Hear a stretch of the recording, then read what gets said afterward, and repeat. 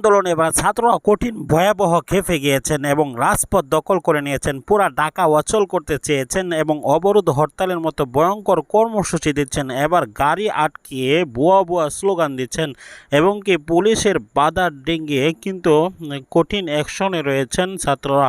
Police BMP সংঘর্ষ চলছে। আপনারা এই ভিডিওটি দেখলে রীতিমতো অবাক হবেন, তাই না টেনে লাইক করে ভিডিওটি শেষ পর্যন্ত দেখার অনুরোধ করছি। আসুন দেশের অরাজকতা, বাংলাদেশের বর্তমান পরিস্থিতি সবকিছু সামাল দিতে পারবে প্রধানমন্ত্রী, এটা আমাদের আশ্বাস এবং বিশ্বাস রয়েছে। কেননা ইতিপূর্বে আরও অনেক ভয়ঙ্কর কিছু আন্দোলন আমরা দেখেছি। ভয়াবহ সে আন্দোলনের মধ্যেও কিন্তু প্রধানমন্ত্রী সবকিছু সমাধান দিয়েছেন সুষ্ঠুভাবে এবং সুন্দরভাবে। বর্তমান এই ইস্যুটাকে সুন্দরভাবে সমাধান দেওয়ার জন্য অবশ্যই সরকার এবং সরকারের ঊর্ধ্বতন কর্মকর্তাদের কাছে বিনত অনুরোধ যেন সব বিষয়গুলো সুন্দরভাবে সমাধান দেওয়া হয়।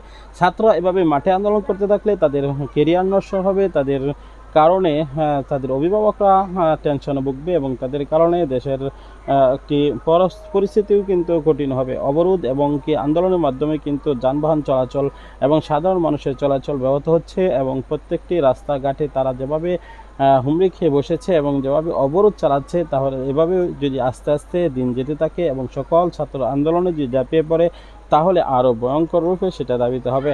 আমরা চাই না এই বিষয়টা আরও বড় আকারে সামনের দিকে অগ্রসর হোক। আপনারাও অবশ্যই চান না। এই বিষয়গুলো নিয়ে সমাধানের বিষয়টি আপনারা কমেন্ট বক্সে জানিয়ে দেবেন।